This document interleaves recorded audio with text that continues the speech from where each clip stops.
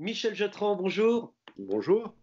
Vous êtes le rédacteur en chef de La Côte. Comment se passe la couverture de l'actualité pour un quotidien tel que le vôtre? Alors écoutez, la quasi-totalité de la rédaction est en télétravail depuis plusieurs semaines déjà, donc travaille depuis la maison, à l'exception de moi-même, je viens à la rédaction pour régler les affaires courantes. Sinon, en fait, toute l'équipe bosse depuis chez elle et en fait, partiellement, puisqu'en fait, on est tous à des mesures de chômage partiel pour des raisons économiques uniquement, parce qu'en fait, l'actualité ne manque pas. On essaye en fait de raconter cette crise avec le prisme local et aussi essayer de parler d'autres choses parce que nos lecteurs, on le sait, ont aussi envie d'avoir d'autres informations que celles autour de cette pandémie. Donc, en fait, on continue. Alors, évidemment, toute la vie sociale s'est arrêtée, vie politique aussi, mais on a plein d'autres choses, de plein d'autres choses. On peut parler, il y a des portraits à faire, des gens formidables, que ce soit en lien avec le coronavirus ou pas. Enfin, on continue à faire vivre cette région comme c'est notre mission depuis toujours. J'imagine que, comme tous les titres, tous les médias, eh bien, l'attention portée à votre quotidien n'a jamais été aussi forte. Et pourtant, ben, comme vous l'avez dit, d'un point de vue économique, les journaux souffrent. Alors c'est clair que on sent donc les audiences sur notre site internet sont exceptionnelles. Hein. On sent qu'il y a un vrai besoin d'information.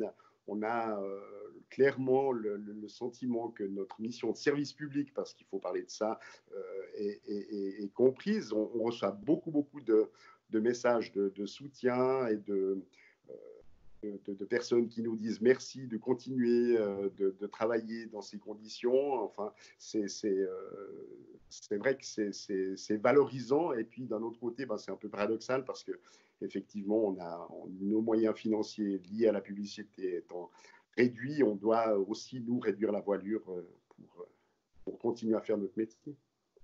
Il y a un autre quotidien qui s'appelle Le Nord Vaudois qui a annoncé des mesures assez sèches, hein, notamment eh bien, des licenciements pour raisons économiques. Est-ce que la côte a les reins assez solides pour traverser cette crise?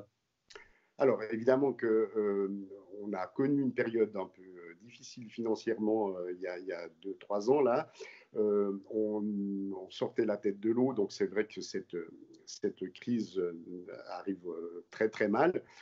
Pour l'instant, en fait, on ne mesure pas les conséquences immédiates. Déjà, on ne sait pas combien de temps elle va durer, on ne sait pas comment ça va redémarrer après. Donc, c'est vraiment très difficile. Alors, on a vu avec regret les mesures qui ont été prises du côté du Nord Vaudois. Nous, on est, comme je vous disais, en phase de chômage partiel, hein, en moyenne de 30% au niveau de la rédaction, plus pour d'autres services connexes ou même le commercial, puisque justement l'activité là est à son point mort. Donc, pour l'instant, on n'a pas d'autres mesures prévues. C'est vrai que c'est très difficile, mais pour l'instant, on fait face. Et puis, vraiment, il y a encore beaucoup d'inconnus avant de pouvoir se prononcer sur l'avenir. Le Conseil d'État vaudois suit hein, ces titres régionaux. Il vient de débloquer plus de 6 millions pour venir en aide, notamment à ces titres. C'est important d'être suivi par le monde politique, que le monde politique se rende compte finalement de la plus-value qu'apportent les journalistes pour traverser cette crise. Alors, c'est évident que, comme je disais, hein, le rôle de service public des médias dans une crise comme celle-là est immense et on le sent bien de par l'intérêt que nous manifestent les lecteurs. Alors, oui, je pense que les pouvoirs publics s'en rendent compte. Il faut juste, évidemment, pas trop attendre pour prendre des mesures très concrètes, hein, parce que c'est maintenant que le problème est très aigu pour nous. Donc oui, je pense qu'il faudrait être aveugle pour ne pas voir l'importance qu'ont pris les médias ces derniers temps et de faire en sorte qu'ils puissent continuer à faire leur devoir. Et puis du côté des lecteurs, finalement, du côté de cette communauté que vous représentez, qui se soude hein, finalement à travers cette crise, comment ces gens peuvent-ils aider un quotidien tel que le vôtre?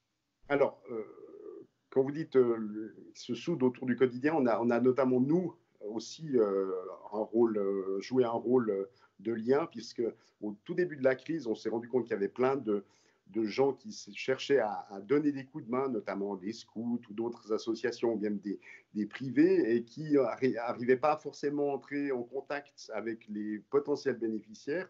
On a ouvert un guichet qui a permis à plusieurs dizaines de personnes de en fait nous appeler et qu'on joue les intermédiaires avec qui les scouts, qui la société de jeunesse d'un village, voire même la commune, parce que les communes se sont aussi organisées. Mais dans un premier temps, on a ouvert rapidement ce guichet et ça a très bien fonctionné. Donc nous, on sent qu'on a un rôle à jouer social là-dedans. Et puis, les lecteurs nous le font bien comprendre. On a énormément de messages de soutien, de gens qui nous disent merci de continuer malgré la situation.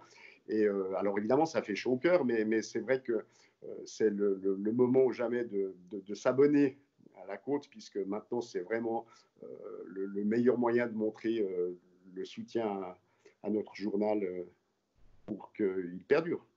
Voilà, soutenir une aventure plus que centenaire, hein, telle est l'histoire de la côte. Michel Jeutran, pour finir sur une note un peu positive, quels seraient les papiers, quels sont les papiers que vous allez publier qui justement doivent apporter peut-être une vision plus positive dans les jours à venir?